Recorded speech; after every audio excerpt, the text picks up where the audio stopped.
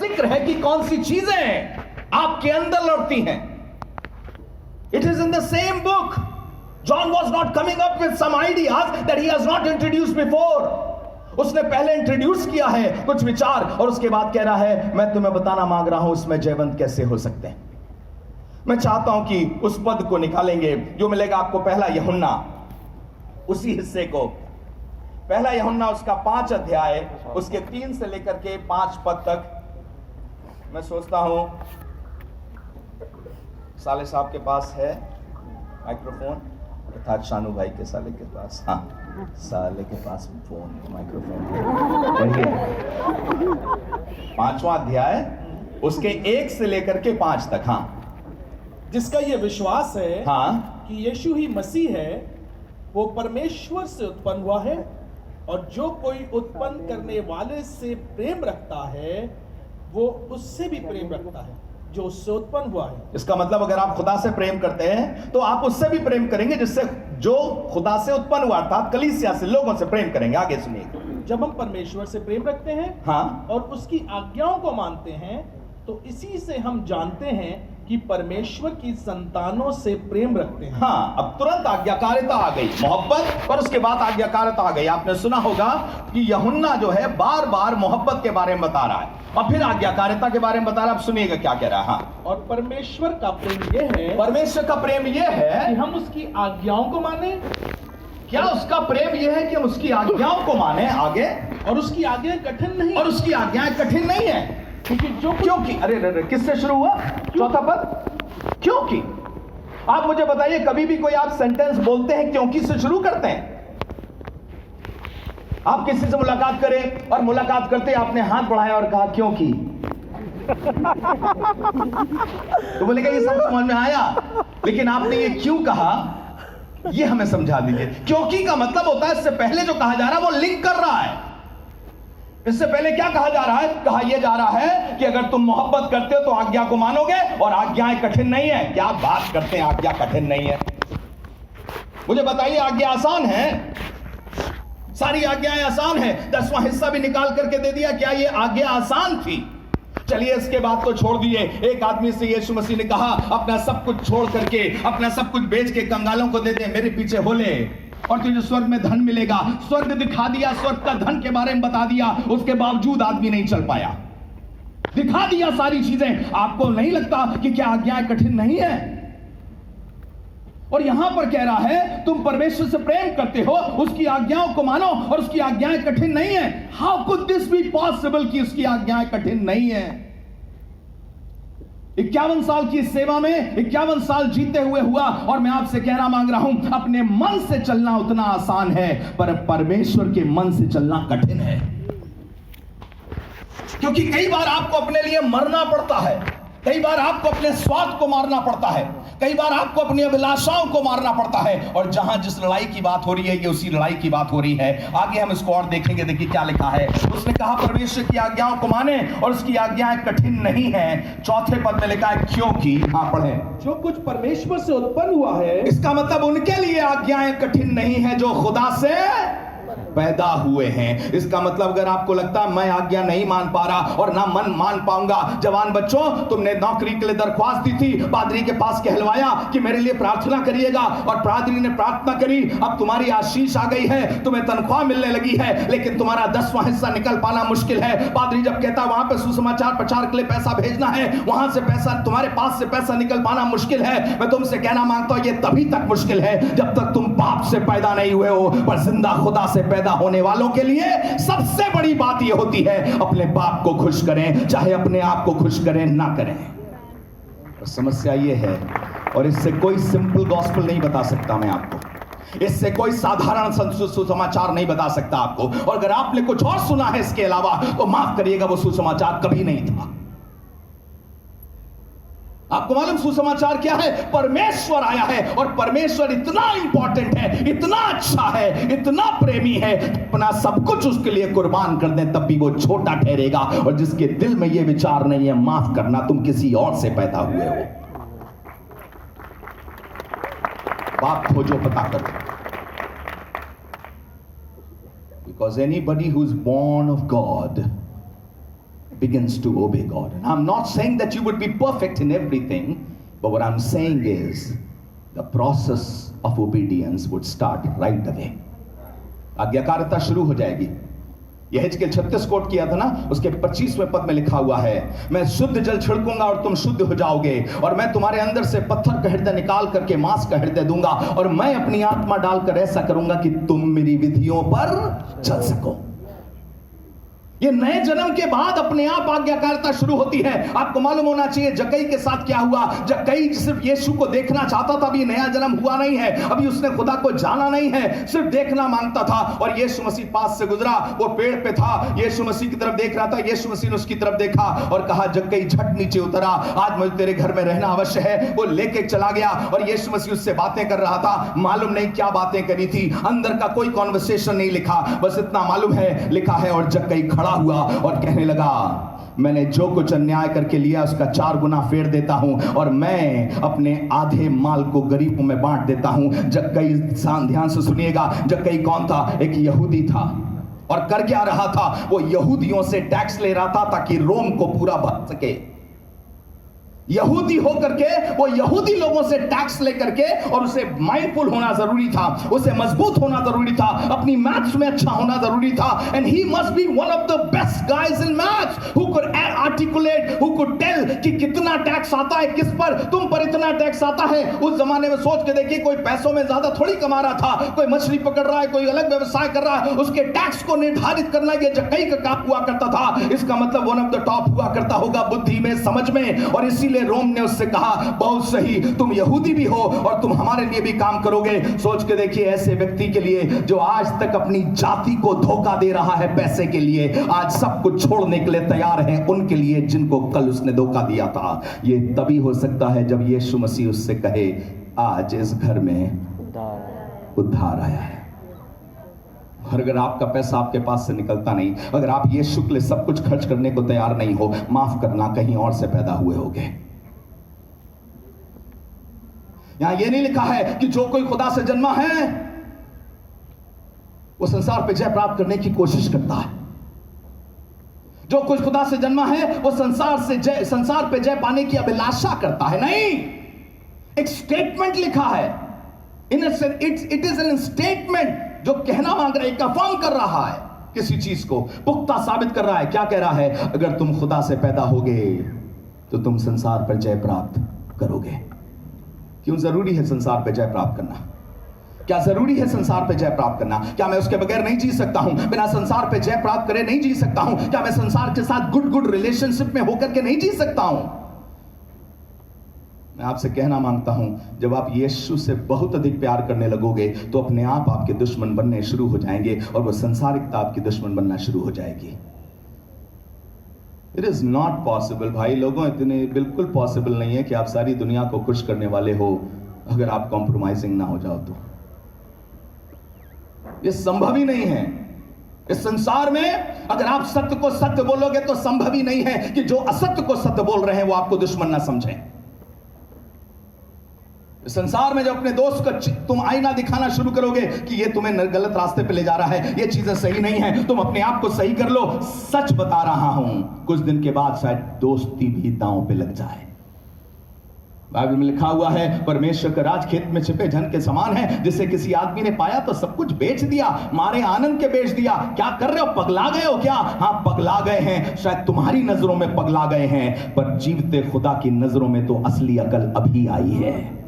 अब हम वैल्यू देना समझ गए हैं. अब हमें समझ में आ गया क्या ज्यादा वैल्यूएबल है, क्या ज्यादा वैल्यूएबल नहीं है. और इसलिए यहां पर कह रहा है, आज्ञा मानना कठिन लग रहा है. सुनो, वो लोग जो परमेश्वर से पैदा हुए हैं उनके अंदर एक आत्मा काम करता है. उनका अपना आत्मा नहीं, पर रूहे पाक काम करता है. पवित्र आत्मा की सामर्थ काम करती है जब वो अधर्म को ना कहना शुरू करते हैं. क्योंकि दूसरे अध्याय में तीतुस में और उसके 11वें 12वें पद में लिखा है, the grace of God has appeared unto all main. परमेश्वर का अनुग्रह सब मनुष्य पर प्रकट हुआ है और वो हमें अभक्ति को ना कहना सिखाता है। इसका मतलब खुदा का अनुग्रह सिर्फ ऐसा नहीं है कि हमें अधर्म से निकाल लेता है, पर अब अधर्म से ना फंसने के लिए भी हमें सामर्थ देता है, अधर्म से जीतने के लिए भी सामर्थ देता है। और आपसे कहना मांगता हूं, ज्यादा सिगरेट छोड़ने के लिए मेहनत नहीं करनी है, बाप को पकड़ने के लिए मेहनत करनी है, सिगरेट अपने आप छूट जाएगी। आपको शराब छोड़ने के लिए मेहनत नहीं करनी है, यीशु को थाम लेना है, शराब अपने आप छूटना शुरू हो जाएगी। अधर्म से छूटने के लिए ज्यादा मेहनत नहीं करनी है,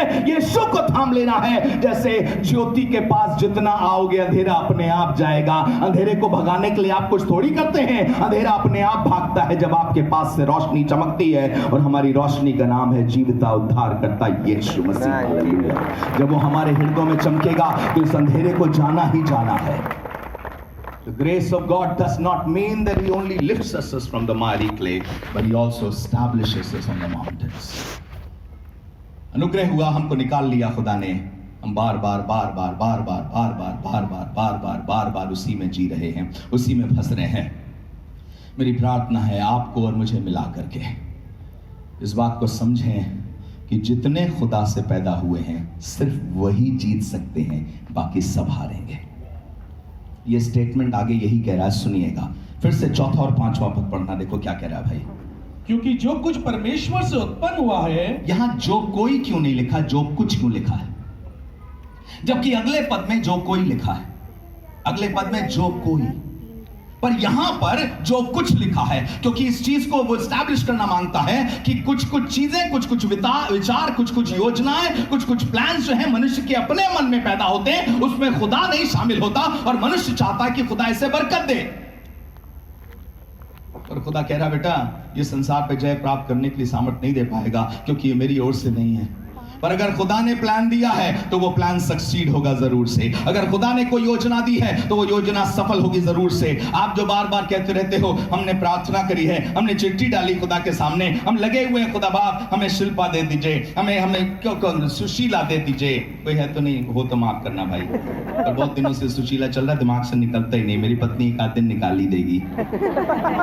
सुशीला सुशीला, और अपने फोन ऑन में भी रख रखा सुशीला, और दुआ क्या कर रहे हैं, खुदा बाप सुशीला, खुदा बाप सुशीला, तेरी मर्जी तेरी मर्जी तेरी मर्जी, फिर उसके बाद सुशीला, सुशीला। और कोई देख ले तो कह रहे ये एक गलती से लग गया, एक्चुअली वो सुशील का नंबर है, एक गलती से उसमें जुड़ गया।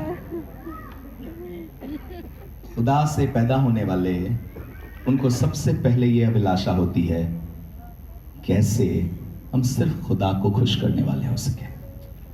आपको मालूम विश्वास सबसे पहला काम क्या करता है? बताइए विश्वास सबसे पहला काम क्या करता है? लिखा है विश्वास बिना उसे प्रसन्न करना अनहोना है। विश्वास की सबसे बड़ी क्वालिटी यह है कि मेरा यीशु मसीह उससे बड़ा खुश होता है। The very first thing that my faith does is it pleases God before it brings anything to me. इससे पहले कि वो विश्वास मेरे लिए आश्चर्य कर्म लेके आए, इससे पहले कि वो विश्वास मेरे लिए दरवाजे खोले, इससे पहले कि वो विश्वास आश्चर्य कर्म कराए मेरी जिंदगी में, मेरे विश्वास से मेरा परमेश्वर आनंदित होता है। और इसी विश्वास के बारे में कहा जा रहा है, सुनो जो लोग खुदा से पैदा हुए ना, ये कौन है? वो ना शरीर से ना मनुष्य की इच्छा से, लेकिन वो परमेश्वर से पैदा हुए। आप परमेश्वर से कैसे पैदा हो सकते हैं? एकदम साधारण सी बात है। अक्सर लोग कहते हैं जब तक कोई जल और आत्मा से ना जन्मे वो परमेश्वर के राज को देख नहीं सकता है। और यीशु मसीह ने एक चोर को, जिसने ना जल से जन्मा ना आत्मा से जन्मा ना पवित्र आत्मा में अन्य भाषा बोली और ना बपतिस्मा लिया, एक चोर से कहा आज ही तू मेरे साथ स्वर्गलोक में होगा। वो कह रहा था मुझे अपने साथ अपने राज में रख। तो प्रभु सच क्या है? क्या मैं बिना जल और आत्मा से जन्मे परमेश्वर तेरे राज में प्रवेश नहीं कर सकता? अगर ये सच है स्टेटमेंट जो यूहन्ना 3 अध्याय उसके 3 से लेके 5 तक में है, तो ये स्टेटमेंट का क्या है? आज ही तू मेरे साथ स्वर्गलोक में होगा। इस आदमी को कैसे स्वर्ग में पहुंचाया आपने? माफ करिएगा, हमारी परिभाषा ही नए जन्म की एकदम फर्क है। निकोदेमुस जो इस बात को कह रहा था कि अगर एक आदमी भाई मां के पेट में कैसे दोबारा जाकर के जन्म ले सकता है, तो यीशु मसीह उससे क्या बोला? तू यहूदी का गुरु होकर के भी इन बातों को नहीं समझता क्या? इसका मतलब यहूदियों का गुरु होने के नाते कम से कम निकोदेमुस को तो समझना चाहिए। क्या समझना चाहिए? जल और आत्मा, जल और आत्मा। अरे कहां से जल और आत्मा से जन्म ले? हम पानी के बपतिस्मे की बात कर रहा है? नहीं। अन्य भाषा बोलने की बात कर रहा है? नहीं। तो कैसे कोई जल और आत्मा से जन्म ले सकता है? मैं आज आपको बताना मांगता हूं, ध्यान से सुनिएगा। यहेजकेल 36-26 को ही वो कोट कर रहा था। उसने कहा था मैं शुद्ध जल छिड़कूंगा और अपनी आत्मा तुम्हारे अंदर डालूंगा, मैं जल और आत्मा दोनों तुम्हारे ऊपर रखूंगा। और कैसे होता है ये? जैसे ही आप यीशु को प्रभु मान करके ग्रहण करते हैं, आप उससे कहते हैं अब से मैं अपनी जिंदगी अपने तरीके से नहीं जीऊंगा, मैं विश्वास करता हूं आप मेरे लिए मारे गए, गाड़े गए, मेरे लिए जिंदगी दी है। यीशु मसीह अपनी जिंदगी को आपके हाथों में सौंपता हूं, अब आप मेरे प्रभु हो, जैसे चलाना चाहो वैसे चलाओ। आपसे कहना मांगता हूं उसी समय आपका नया जन्म हो जाता है। अब बपतिस्मा सिर्फ उसका प्रगटीकरण रह गया है, पवित्र आत्मा उसकी एक आशीष बन करके रह गई है। बिना पवित्र आत्मा के आपका नया जन्म नहीं हो सकता। कैसे मालूम कि जिसका नया जन्म हुआ उसमें बिना पवित्र आत्मा के संभव नहीं था। बाइबल में ऐसा लिखा है जो शरीर से जन्मा वो शरीर है, जो आत्मा से जन्मा है वो आत्मा है। बिना पवित्र आत्मा के किसी के अंदर आत्मिक बातें नहीं आ सकती हैं। रोमियो 5:2 में ऐसा लिखा है परमेश्वर का प्रेम पवित्र आत्मा के द्वारा हमारे मन में डाला गया है। ऐसा नहीं कि हमने सुन लिया खुदा के बारे में और प्रेम पैदा हो गया हमारे अंदर। बिना पवित्र आत्मा के प्रेम नहीं आ सकता। और सुनिएगा खुदा क्या कह रहा है, ये प्रेम, ये आज्ञाकारिता, ये उन्हीं लोगों का खजाना है जो मुझसे पैदा हुए हैं। हालेलुया। बिना मेरे पैदा हुए तुम प्रेम नहीं कर सकते मुझसे। और अब मैं असली मुद्दे पर आता हूं। मैं चाहूंगा कि इसी के दूसरे अध्याय को निकालिएगा और उसके 15 पद से पढ़ना शुरू करिएगा। यूहन्ना, पहला यूहन्ना दूसरा अध्याय उसके 15 पद से देखिए क्या लिखा है। दीपू भाई, तुम ना तो संसार से और ना संसार में की वस्तुओं से प्रेम रखो। मैं ये कैसी बात है? यीशु मसीह ने कहा परमेश्वर ने जगत से ऐसा प्रेम रखा। इंग्लिश में लिखा for God so love the world, और हमसे कह रहे हो do not love the world. मतलब कहीं तो सेटल हो प्रभु जी। आप खुद ही जगत को इतना प्यार करते हो और हमसे कहते हो जगत से प्यार ना करना। तुम देखिए, आप इस बात को समझिए, जगत को 2 तरीके से इस्तेमाल किया गया है पूरी बाइबल में, स्पेशली न्यू टेस्टामेंट में। एक जगत का मतलब होता है जगत के लोग, और जो यूहन्ना 3:16 था वो जगत के लोगों की बात की जा रही है। पर दूसरा जो वर्ल्ड, इंग्लिश में वर्ल्ड ही है, ग्रीक में उसके अलग अलग वो हैं, और one of the most use word is the Cosmos, जिसका मतलब होता है world system, the system of this world. इस संसार के तौर तरीके, इस संसार की सोच, इस संसार की मानसिकता, उसके लिए कह रहा है जो मुझसे पैदा हुआ है वो संसार की मानसिकता पर जय प्राप्त करता है। जो मुझसे पैदा हुआ है वो संसारिकता के मोह माया से जय प्राप्त करता है।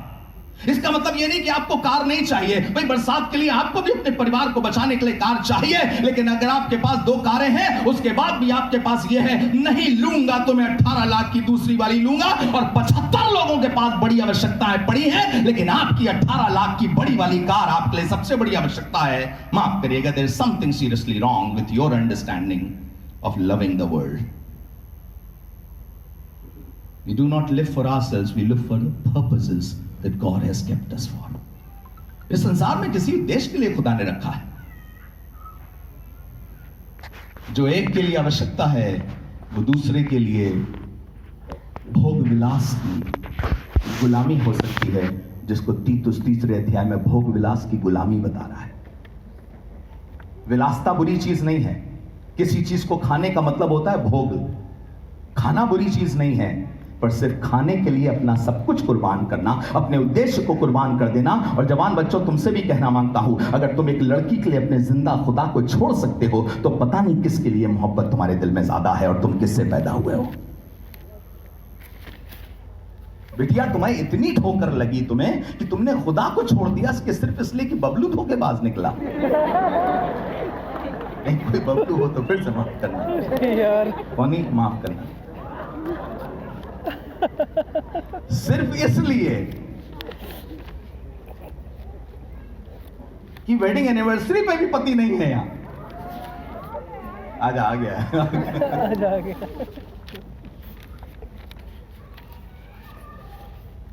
यहां पर कह रहा है, सुनिएगा, तुम ना तो इस संसार से ना संसार में की वस्तुओं से प्रेम रखो। ये कैसे हो सकता बताइए? आप संसार, शादी किससे करेंगे? आप संसार में की कोई वस्तु नहीं होगी।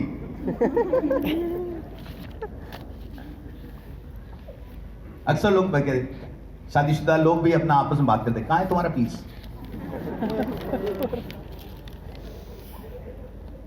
यहां लिखा है ना तुम संसार से और ना संसार में की वस्तुओं से प्रेम रखो। आगे सुनिएगा क्या लिखा है, आगे पढ़ना बेटा। यदि कोई संसार से प्रेम रखता है हाँ, तो उसमें पिता का प्रेम नहीं है। अरे नहीं नहीं नहीं नहीं नहीं, दोनों चलेगा साथ में लेकर के।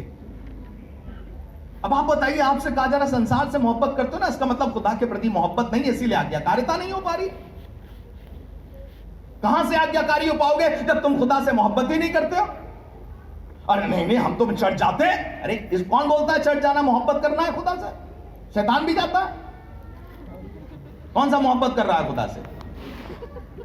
4 लोग अपना एकदम दुष्टात्मा से ग्रसित होकर के मामला खेलना शुरू करते हैं, और आप क्या कहते हैं? देखो शैतान आ गया, शैतान आ गया। शैतान भी कह रहा बेटा हम भी चर्च आते हैं, और पूरा ड्रेसेस पहन करके आते हैं।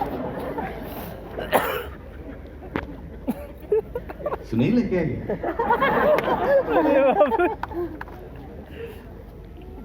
यहां पे लिखा ना तुम संसार से ना संसार में की वस्तुओं से। ये कैसे हो सकता है भाई? जी हो सकता है। इसका मतलब क्या है? इसका मतलब यह है कि नंबर 1 पोजीशन, नंबर 1 लव अगर किसी के लिए हो तो वो जीवते परमेश्वर के लिए हो। इसका मतलब यह नहीं कि मैं अपने बच्चे को प्रेम नहीं करूंगा, मैं अपनी चीजों से प्रेम नहीं करूंगा, मैं बिल्कुल प्रेम नहीं करता किसी चीज से। मैं अपना घर में घुसे और घर में घुसते अपना टीवी पे लात मारी, आई डोंट लव यू। क्या अपना नया मोबाइल खरीदा, उसके बाद निकल के no no I don't love you, और फिर आपने तोड़ दिया उसको। ऐसा करते हैं क्या? नहीं। ये जो कहना मांग रहा वो ये है कि अगर तुम्हारी मोहब्बत के आड़े में कुछ भी आए तो उसको किनारे कर दो, उसे हटा दो। अगर तुम खुदा से मोहब्बत करते हो तो आज्ञा मानने में सहायता मिलेगी। ये वही लोग कर सकते हैं जो खुदा से पैदा हुए हैं, बाकी लोग नहीं कर सकते। आगे सुनिए क्या लिखा है, ना तुम संसार से ना संसार की वस्तुओं में प्रेम रखो, क्योंकि जो संसार से प्रेम रखता है उसमें पिता का प्रेम नहीं है। पीरियड। आगे क्या लिखा है? क्योंकि जो कुछ संसार में है, क्योंकि सुनिएगा संसार में क्या है जिससे खुदा चाहता है कि आप बिल्कुल प्रेम ना रखें, जिस पर आप विजयी हो, जिसके ऊपर आप जयवंत हो, वो क्या चीजें हैं? सुनिएगा सबसे पहली लिस्ट में क्या बताना मांग रहा, जो कुछ संसार में है अर्थात शरीर के अर्थात। फिर से सुनिएगा, यहां गोलियत को मारने का कोई चक्कर नहीं है, ये अंदर उठते अभिलाषाओं के गोलियत को मारने की बात हो रही है। अक्सर बाइबल में वर्ष है जैसे कोट किया जाता है, शैतान का सामना करो तुम्हारे पास से भाग निकलेगा। पहले अध्याय 4 अध्याय की ये याकूब 4 की बात है। याकूब 4 उसके पहले से लेकर 7 तक पढ़िएगा, वहां किसी शैतान के दुष्टात्मा के काम की बात नहीं हो रही है, पर शैतान के एक बड़े मुख्य की काम की बात हो रही है। कौन सा? जो आपके मनों में अभिलाषा पैदा करने का काम करता है। हव्वा आराम से अपना जी रही थी, जो कुछ भी कर रही होगी, अपनी सिलाई बुनाई, कढ़ाई नहीं, सिलाई बुनाई कोई जरूरत ही नहीं होगी उस समय, अपना हव्वा चालू है। आदम कहीं निकला हुआ है, आदम शायद मीट लेने गया होगा, नहीं उस समय मीट भी नहीं कटता था, कुछ गया होगा कहीं अपना, उसने कहा होगा अगर तुम उससे मोहब्बत करते हो तो कंदमूल का फल लेके आओ। तो अपना आदम चला गया कंदमूल लेने के लिए, ये अपना अकेली थी, इतने में शैतान आ गया, और शैतान आकर के एकदम से डराने लगा। काला काला चेहरा था उसका, और ऐसे करके सींग निकली थी, और बड़े बड़े दांत थे, और वो कह रहा था खाएगी क्यों नहीं फल। और शैतान हव्वा एकदम से डर के बोली जरूर सिखाऊंगी, जरूर सिखाऊंगी, जरूर सिखाऊंगी। ऐसा हुआ क्या? मुझे बताइए शैतान ने क्या सबसे पहला इस जिंदगी में, इस पृथ्वी पर सबसे पहला काम शैतान ने जो पाप करवाने का किया वो किस तरीके से किया? अभिलाषा दे करके। ये फल देख रही है, बहुत गजब का, खा भूल जाओगे, एकदम हवा में उड़ोगे। और इसको बता रही थी, बता रहा था वो अपना, अरे खाएगी खुदा के बराबर हो जाएगी, सोच के देख तू भी ऐसे चलेगी, एंजल्स तेरे सामने अपना, आ गई रानी, आ गई रानी, आ गई। क्या क्या चल रहा होगा हव्वा के एकदम से दिमाग में चल रहा, oh what joy, what honour, क्या सम्मान होगा, अरे बता क्या खाना है बता।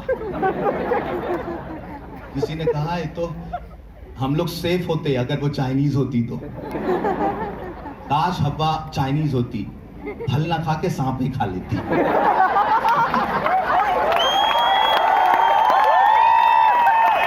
अच्छा ये मालूम नहीं था कि आपको इतने दिन बाद सुनाई दिया, ये बहुत पुराना।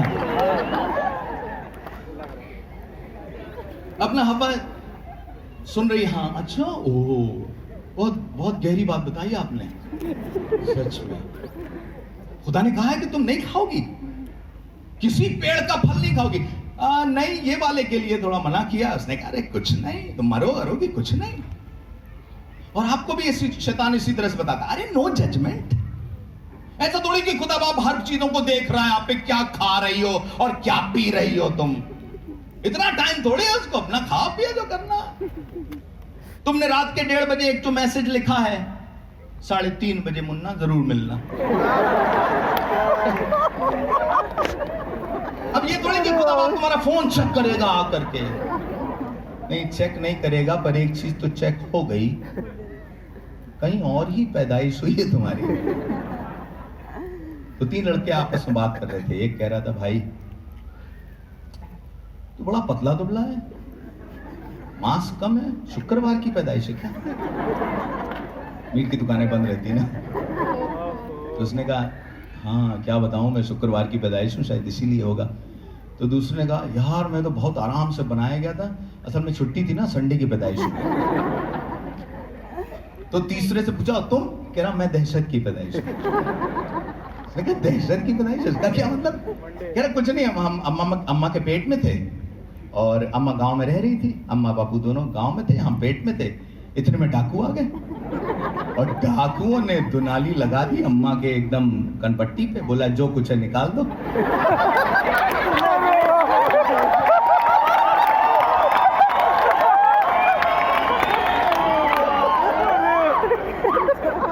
पैदा हो गया।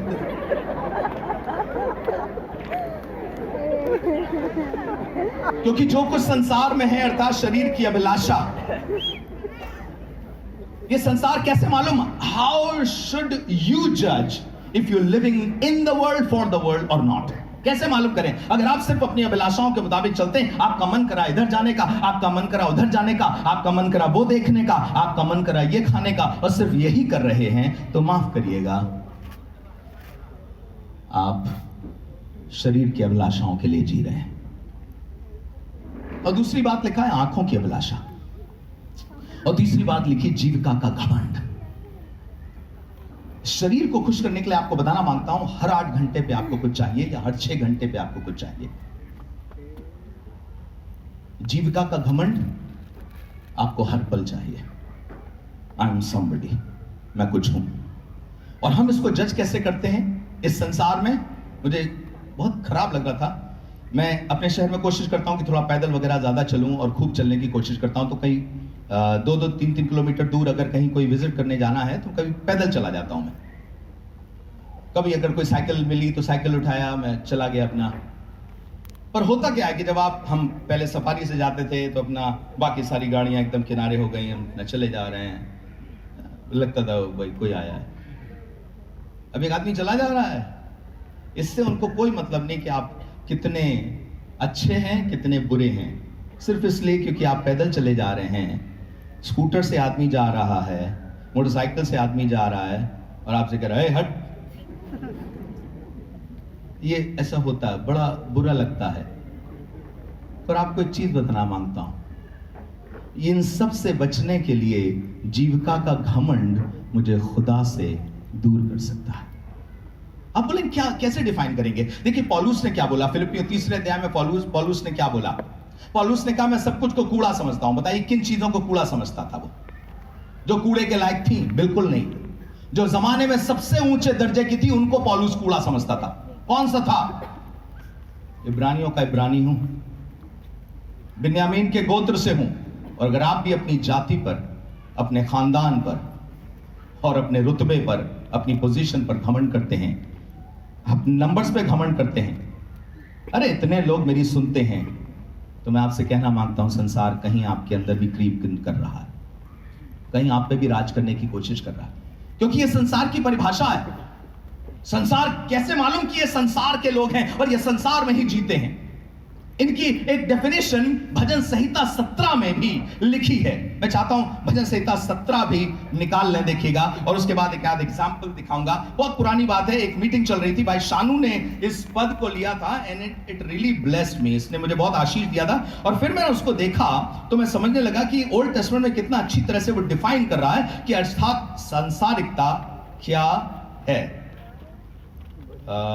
हाँ, 14वां पद से पढ़ना शुरू करें, भजन संहिता 17 और 14। जितने लोगों के पास मोबाइल में बाइबल है वो पढ़ना शुरू करें। भाई पढ़ें, देखिए क्या लिखा है। अपना हाथ बढ़ाकर हे यहोवा, हाँ, मुझे मनुष्यों से बचा। अब तक उससे पहले तक कह रहे तलवार के बल से मेरे प्राण को दुष्टों से बचा ले। अब फिर कह रहा हाँ, उन मनुष्यों से बचा अपना हाथ बढ़ाकर, अर्थात संसारी मनुष्यों से, अर्थात संसारी मनुष्यों से जिनका भाग इसी जीवन में है, जिनका भाग इसी जीवन में, जो इस जीवन से ज्यादा कुछ तैयारी नहीं कर पा रहे हैं, जिन्हें सिर्फ इस दुनिया में क्या पाना है, क्या हासिल करना है, ये इनके इन प्रकारेण वो कर लेंगे इस दुनिया में कुछ हासिल करना, चाहे वो बेहतर जमीन हो, चाहे रुपया ज्यादा हो, चाहे पोजीशन हो। हम तिकड़म लगा करके ऊंचे पर पहुंचेंगे, पर ऊंचे पर पहुंचेंगे। हम मुर्दों के सर पर खड़े होकर के ऊंचे पर पहुंचेंगे, पर ऊंचे पे पहुंचेंगे। हमारी वजह से कोई मर जाए इससे कोई प्रॉब्लम नहीं है, पर हम ऊंचे पर पहुंचेंगे। माफ करना, ये लोग संसारी हैं, जिन्हें इस दुनिया से आगे ज्यादा दिखाई नहीं देता, जिन्हें अपने गलत तौर तरीकों को भी जस्टिफाई करना आता है, क्योंकि इस दुनिया की गवाही सुनो क्या हो गई। अरे फिर मैंने ये प्राप्त किया और ये मिला और ये मिला, तो सारी दुनिया के लोग भी सोचते होंगे भाई इन्हें ये मिल गया इस दुनिया में, कुछ तो बात है, कुछ तो बात है। और यहां लिखा ये संसारी मनुष्य हैं। वो क्या करते हैं, उनकी क्या सबसे पहली चीज है, वो संसारी मनुष्य जिनका भाग इसी जीवन में, इससे पार they are not going to get anything. आप सोच के देखिए, जिंदगी में सब कुछ कर लिया और मरने के बाद करोड़ों साल का जीवन आपका दूभर हो गया, नरक हो गया, और ऐसी जगह बीत रहा है जहां रोना है और दांतों का पीसना है। सुनिएगा, इस दुनिया में आपके पास एक आशा है जब तक आप जिंदा हैं, पर यहां के बाद 1% भी आशा बचती नहीं है। मैं नरक का भय दिखाकर आपको डराना नहीं चाहता, पर नरक का सच तो बता करके आपको परमेश्वर की ओर प्रेरित जरूर करना चाहता हूं। परमेश्वर से दूरी प्रभु के लोगों अच्छी नहीं है। मर जाओगे, नाश हो जाओगे, चिल्लाया करोगे और कोई प्रार्थना सुनने वाला नहीं होगा, आंसू निकलेंगे और कोई सहायता करने वाला नहीं होगा। और कब तक चलेगा ये? इस दुनिया में तो कम से कम ये है भैया, मर गए तो कम से कम इस दर्द से छुटकारा मिलेगा ना। आपको कहना मांगता हूं, मरने के बाद उस दर्द से फिर कभी छुटकारा नहीं मिलेगा, अगर आप आनंद के स्थान पर नहीं गए, जो यीशु मसीह पर विश्वास करने से मुफ्त में आपको दिया जा सकता है आज। और इसलिए कह रहा है उनका भाग इसी दुनिया में है। आगे सुनिए क्या लिखा है, और जिनका पेट तू अपने भंडार से भरता है। इसका मतलब इन संसारी लोगों को भी खुदा अपने भंडार से खिलाता है। खाने पीने के लिए इनके पास कोई कमी नहीं है, ये है ही संसारी, संसार के लिए जीते हैं और खूब मिलता है। आगे सुनिए क्या लिखा है, वे बाल बच्चों से संतुष्ट हैं। ये शब्द क्यों लिखा है बताइए, संतुष्ट है। इसका मतलब इससे ज्यादा उनकी कोई अभिलाषा ही नहीं थी। My son is doing great. Wow! He's making more money than I did. Wow! I wish our joys would be this. My children are walking in the Lord. Wow! He has everything that he needs, but more than that, he gives away everything so that others can have their needs met. ये बाल बच्चों की तृप्ति से संतुष्ट हैं। सब लोगों से कहना मांगता हूं, बाल बच्चे हमारे लिए जरूरी हैं, पर संतुष्ट मत हो जाइए जब तक खुदा का काम आपकी जिंदगी में पूरा ना हो जाए। कुछ लोगों को लगता है उनका फैमिली कंप्लीट हो गया, उनके पास एक बेटी थी, अब उनके पास एक बेटा आ गया, उनका फैमिली कंप्लीट हो गया। इसका मतलब सिर्फ इसी के लिए जी रहे थे क्या? It is good that God has given you both, but there is so much to be done. मैं जब उन लोगों को देखता हूं जो कुत्तों के ऊपर 50-50 हजार रुपया का इंजेक्शन लगवा रहे हैं, और वहीं पर ढेर से ऐसे लोग हैं जिनको 5-5 हजार रुपए की दवाई की जरूरत है, मैं अपना माथा पीट करके कहता हूं ये संसारी लोग हैं क्या? Now, I'm not against कि आप अपने जानवरों की केयर करें, क्योंकि धर्मी लोग अपने जानवरों की भी सुधि रखते हैं, पर जानवर खुदा की सूरत में बनाया नहीं गया है। आदमी खुदा की सूरत में बनाया गया है और हमें लेखा सबसे पहले उसी बात का देना होगा। संसारिक लोगों को सिर्फ संसार की चीजें ज्यादा अच्छी लगती, उनका सबसे ज्यादा उसी पे खर्च होगा। आगे सुनिए क्या लिखा है और उसके बाद एक एग्जाम्पल की तरफ चलेंगे। हाँ, वे बाल बच्चों से संतुष्ट हैं और शेष संपत्ति अपने बच्चों के लिए छोड़ जाते तो ये क्या बुरी बात है? बाइबल में लिखा है धर्मी अपने बालकों के लिए, अपने नाती पोतों के लिए संपत्ति छोड़ जाता। ये बुरी बात है क्या? नहीं। अब्राहम का सब कुछ मिला उसके बच्चे इसहाक को, कोई बुरी बात थी? बिल्कुल नहीं। वो प्रतिज्ञा के साथ साथ सारी चीजें मिली, क्या बुरी बात थी? बिल्कुल नहीं। पर उनकी संतुष्टि हमें बेर करती है, उनकी संतुष्टि हमें वरी देती है कि वो इसी बात से संतुष्ट हैं कि उनके पास उनके बच्चों के लिए सब कुछ है, भविष्य सुरक्षित है उनका। आगे सुनेगा क्या लिखा है, परंतु मैं तो धर्मी होकर तेरे मुख का दर्शन करूंगा, जब मैं जागूंगा तब तेरे स्वरूप से संतुष्ट होऊंगा। इसका मतलब क्या है? संसारी कैसे मालूम करेंगे आपकी संतुष्टि इस बात पर है कि आज इस महीने आपको कितना मिला, और धर्मी क्या है? मैं तेरे चेहरे को देख करके संतुष्ट हो जाऊंगा। इसका मतलब ये नहीं कि अपने बच्चों को रोता देख करके उसे दुख नहीं होगा, पर चेहरा अपना खुदा की तरफ उठाएगा और कहेगा I still rejoice in you, I still rejoice in you. एक हिस्सा आपके बीच में रखना चाहता हूं सैमसन की कहानी से। कहानियां बहुत सी हैं, रूत की बहुत गजब की कहानी है, पर सैमसन के उस हिस्से को आपके बीच में रखना चाहता हूं। मैं चाहता हूं कि 14वां अध्याय निकालिएगा, 14वां अध्याय उसके पहले पद से सुनिएगा। 13वें अध्याय में सैमसन कैसे पैदा हुआ है इसके बारे में जिक्र है। स्वर्गदूत आया है। बाप रे, खुदा बाप भी क्या गजब के तरीके से पैदा कर रहा है उस आदमी को जिसकी मौत बड़ी भयंकर होगी। पैदाइश क्या गजब की हुई है, पर मौत दुश्मन के खेमे में हुई है, हालांकि बड़ी विजय के साथ हुई। और खुदा का शुक्र है इस बात के लिए। उसकी दुआ थी कि मैं अपनी इस गलती का खामियाजा चाहे भुगतूं, पर मैं सेवा करके ही मरना चाहता हूं। सुनिएगा उसके 14वें अध्याय उसके पहले पद में। आपको मालूम है 13वें अध्याय में इसकी मां और मां बाप से क्या बोला गया था कि सैमसन को पालने के लिए क्या करना है? किसी को मालूम है? एक खास बात थी कि सैमसन को पालने के लिए एक खास बात थी, उसके सर पर छुरा कभी ना फिरे। इसका मतलब कैंची तक चल सकती थी शायद, पर छुरा कभी ना चले। जो भी हो, पर ज्यादातर नाज़ीर लोगों के लंबे लंबे बाल हुआ करते थे। मां बाप ने अपनी पूरी परवरिश अच्छी तरह से करी इस बच्चे की। खुदा ने प्लान बनाया इस बच्चे के लिए, यह न्यायी होगा। So the plan of God is intact. The parents have done a good job in raising this child. कल शानू भाई ने बहुत अच्छी तरीके से एक काम किया, शानू और रॉकी भाई ने, कि बच्चों के लिए एक सभा करी। That was one of the best, मैं कहूंगा पूरे उसका हाईलाइट, कि किस तरह से परमेश्वर के दासों के बच्चे भी सुरक्षित रहें। At least it give me such Joy. और हम लोग ने जब वहां पर हम लोग जमा थे तो हम लोग ने खूब प्रार्थना करी उस सभा के लिए। लेकिन सुनिएगा, कई बार मां बाप बहुत अच्छा काम करके गए, प्रार्थनाएं करने वाली मां थी, पिता ने हर संभव कोशिश करी है कि बच्चे को सही मार्ग पे चलाएं, पर बच्चा जयवंत तो नहीं हो पा रहा है।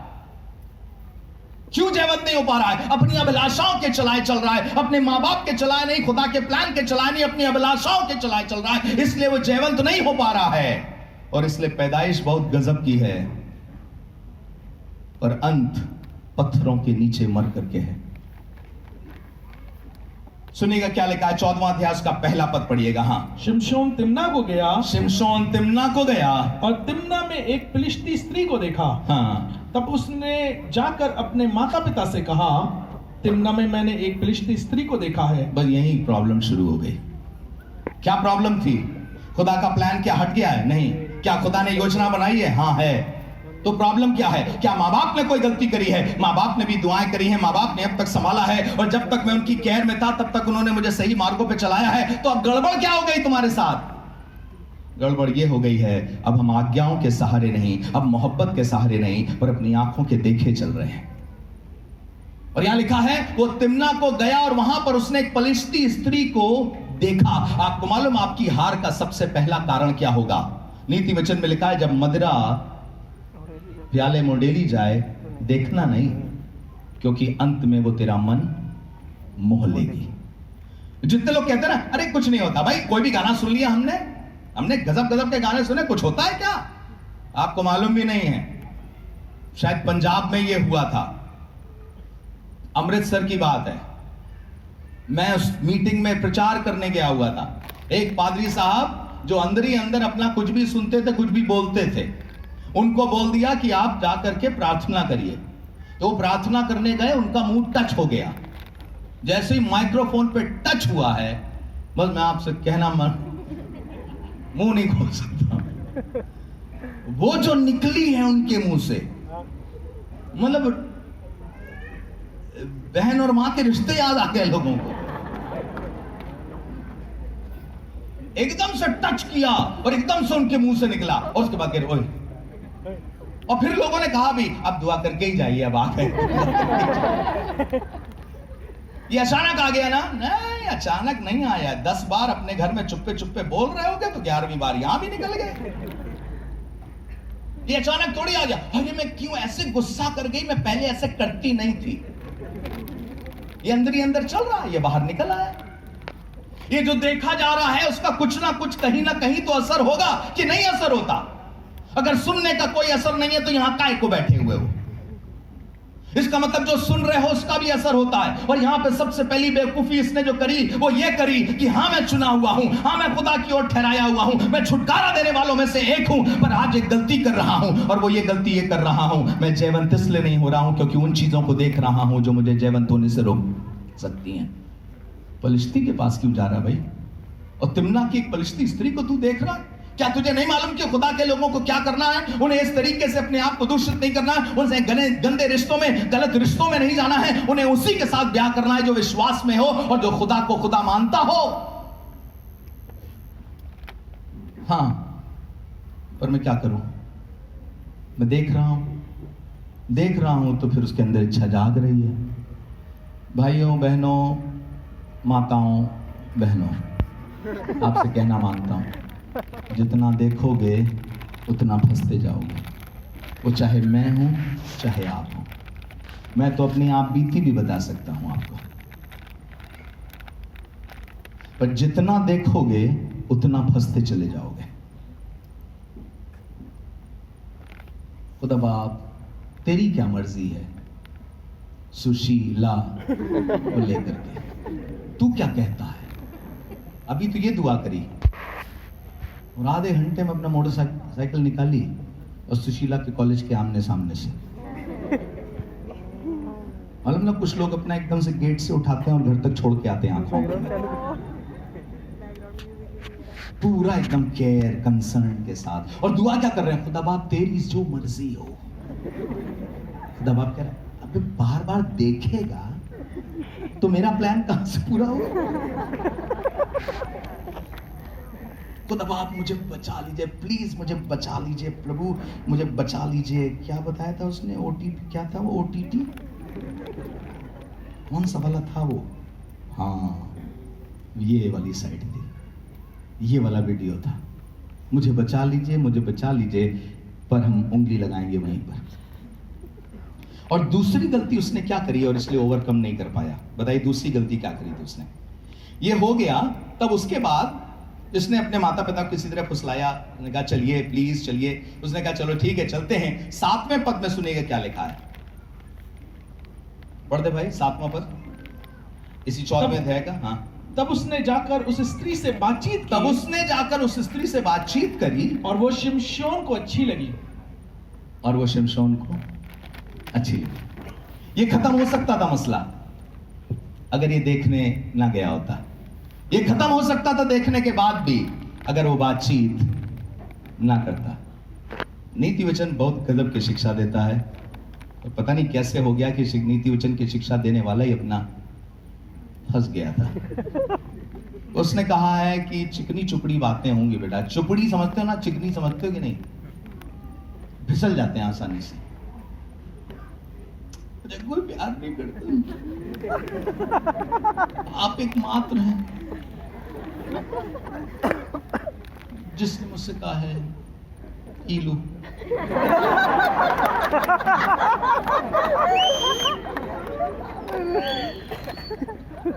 एक तो पता नहीं क्यों एकदम अबला बन जाती है, बाद में चाहे तबला बजाए। ऐसा जैसे कोई नहीं मेरे पास।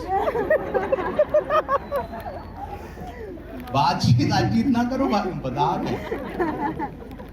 बातचीत तभी करो जब तुम्हें लग रहा है कि विश्वास में है, और विश्वास में नहीं है तो डेली अपना ऑफिस के बाद निकल करके लेट्स हैव कॉफी। ये कॉफी जो है ना,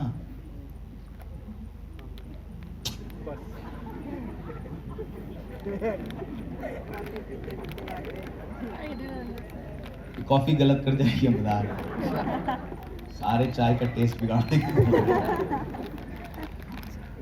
बातचीत क्या कर रहे हो? खुदा बाप जयवंत कर, खुदा बाप जयवंत कर। और यहां भी कुछ लोग बैठे, खुदा बाप जयवंत कर, खुदा बाप जयवंत कर। उसके बाद कर दिया, अच्छा सुनो 27 के बाद यहां से निकलेंगे, उसके बाद मिल लेना।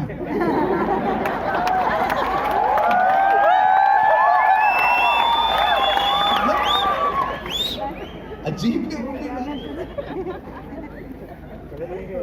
ऐप निकालो, तब जाके ऐब निकलेगा। नहीं होगा, हम बता रहे हैं, अगर हाथ पात रहेगा तो आपकी उंगलियां जाएंगी। सैमसन क्या नहीं कर पा रहे हो ना? I want to serve God, I want to serve God, but this is not how you start. इस तरह से नहीं होता बेटा। तो क्या करो? पहली चीज, ज्यादा देखो नहीं तो वो अपना तुम्हारा मन मोह लेगी, चाहे वो मदिरा हो चाहे वो मंदिरा। अंक की बिंदी लिखी उसमें। ज्यादा कौन हंस रहा है? ज्यादा देखो नहीं बेटा। और तुमसे भी कह रहा हूं जो दूसरी साइड वाले लोग हैं, ज्यादा देखो नहीं, क्योंकि देखने से कुछ बहुत प्रैक्टिकल बात बता रहा हूं बच्चों, इस बात को समझो प्लीज। देखो, चिड़िया तुम्हारे सर के ऊपर उड़े, इसे तुम रोक नहीं सकते हो, लेकिन बैठ करके हंसती रहे।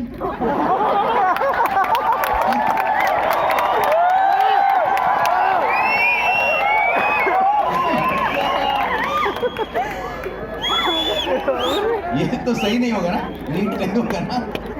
बोले उड़ के जा रही हो, ठीक है, विचार आ रहे हैं, ठीक है। इधर से देखा, एकदम से नजर गई, इधर से उधर गई, वो सबके साथ होता है, लेकिन बैठ करके मतलब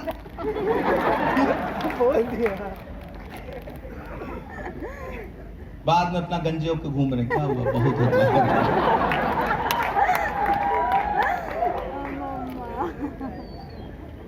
It doesn't help you to be an overcomer at all. And these are just small things.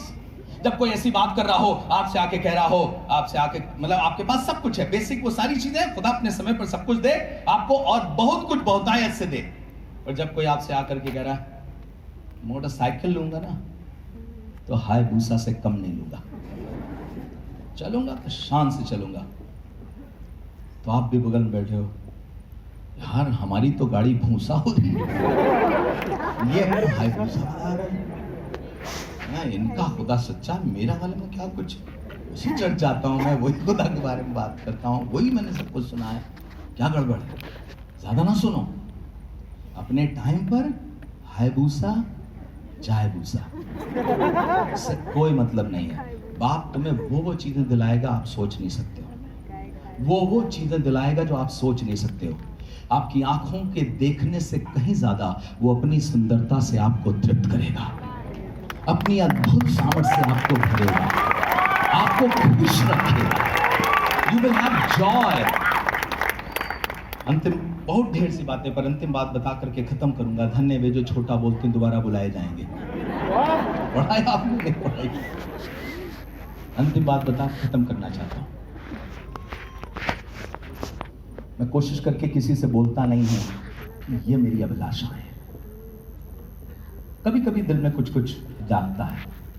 एक दिन मैगजीन पढ़ रहा था मैं, और एक मैगजीन पढ़ते पढ़ते मैंने देखा उसमें आर्टिकल था नॉर्दर्न लाइट्स का और अलास्का का कुछ एरिया का, और ग्लेशियर्स का, जहाँ पे समुद्र वो बर्फ ही बर्फ होती है, उसमें एक्वा कलर वाटर होता है, नीला बहुत साफ पानी। मैं उसको देख रहा था और देख करके मैं उसको पढ़ता जा रहा था।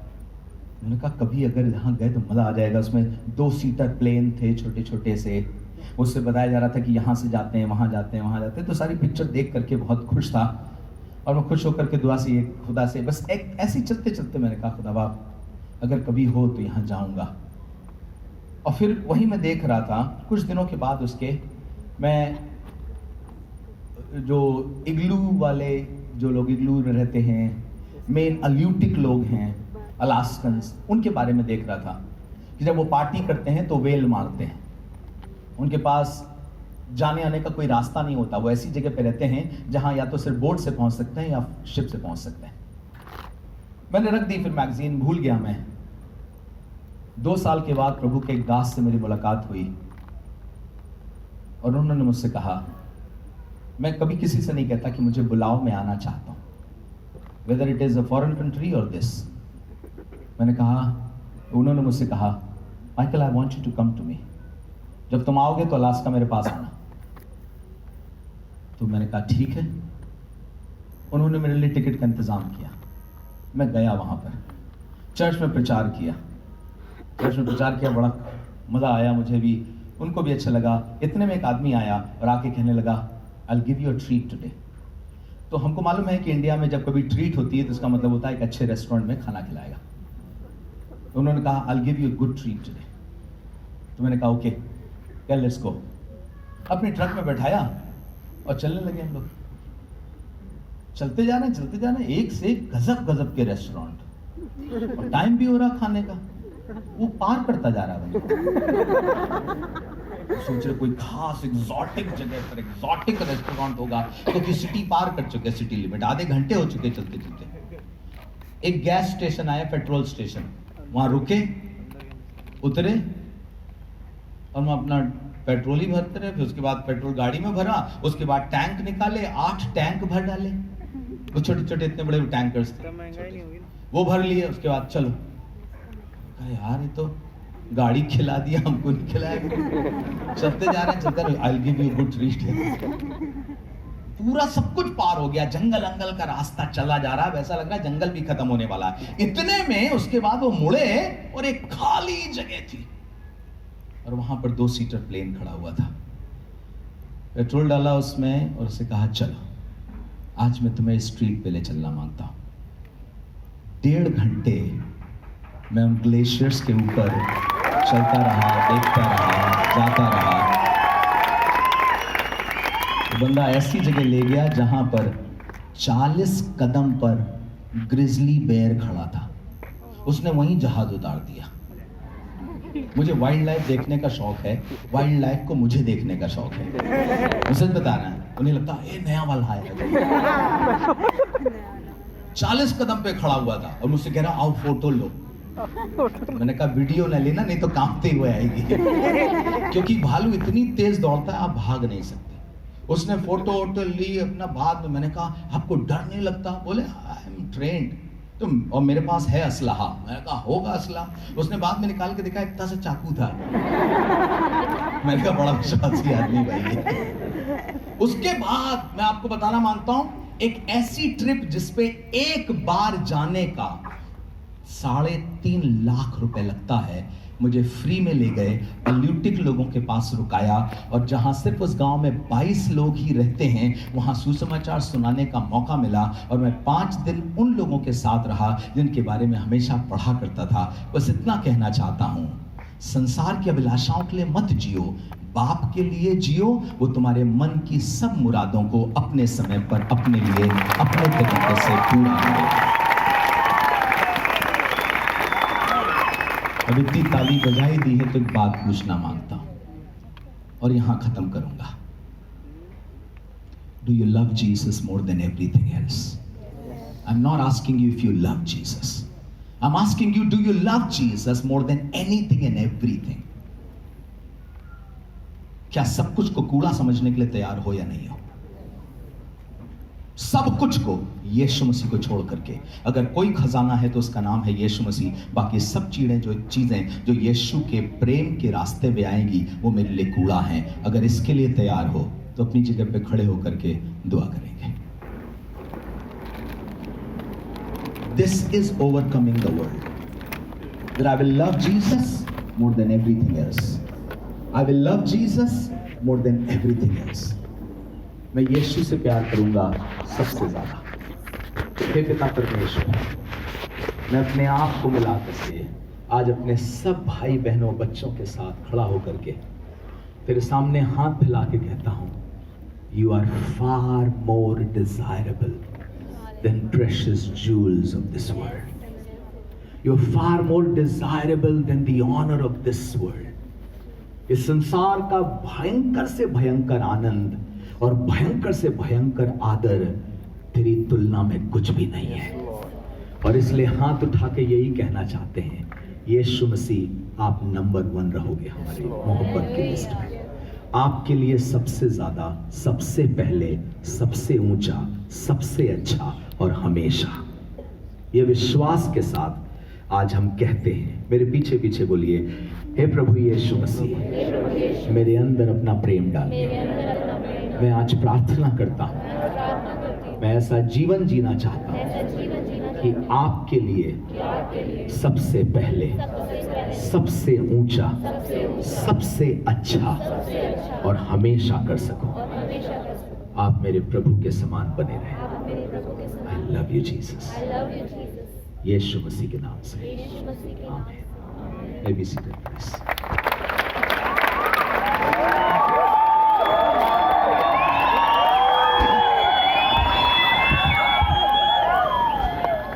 खुदा का शुक्र करते हैं इस अच्छी शाम के लिए और बिशप अरुण माइकल के लिए। He has travelled straight from America, सीधे इसी यूथ कैंप में आए हैं। अभी घर भी नहीं गए हैं, पिछले 1 महीने से बाहर थे। Thank you very much for taking pains. बहुत अच्छा लगता है खुदा के खादिम इस उम्र में भी इतने जोश से भरे रहते हैं और हमें आशीष देते हैं।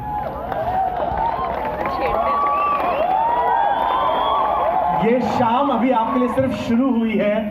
आज रात में एक खूबसूरत सत्र तैयार किया गया, उसका नाम है वर्शिप वर्कशॉप। और मैं नहीं समझता कि हम में से कोई भी इसे मिस करना चाहेगा। अगर आप इसे छोड़ देंगे, मिस कर देंगे तो आप बहुत कुछ खो देंगे। पहले तो मैं गुजारिश मांगता हूं उन लोगों से जो किचन में हेल्प करते हैं, जल्दी से वो जमा कर चले जाएंगे। जो ऑन ड्यूटी हैं, जो सर्वर्स हैं, thank you very much Lucknow Bible college, thank you very much Awadh Bible college, thank you very much Allahabad Bible college for your ministry. आप बहुत अच्छी तरह से काम कर रहे हैं और बहुत अच्छा खाना बना रहे हैं। पास्टर रफीक के लिए, फिरोज भैया के लिए, ट्विंकल भाई के लिए, राजेंद्र भैया के लिए, और जो कल आपने चिकन खाया वो टोनी अंकल ने बनाया था। Thank you very much for blessing अस। आज भी आपके लिए खाना बिल्कुल तैयार है और थोड़ी सी देर में लग जाएगा। आपसे गुजारिश है